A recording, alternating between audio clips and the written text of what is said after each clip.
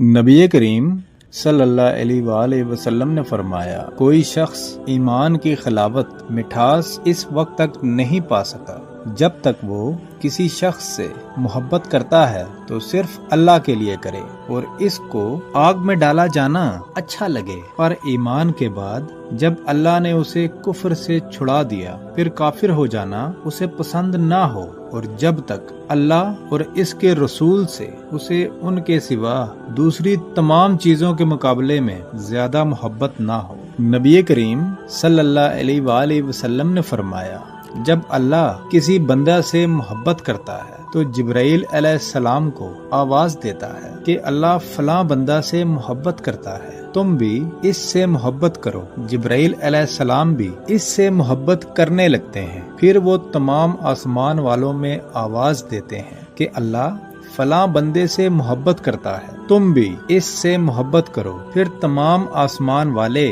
اس سے محبت کرنے لگتے ہیں، اس کے بعد وہ زمین میں بھی بندگان خدا کا مقبول اور محبوب بن جاتا ہے۔ سبحان اللہ۔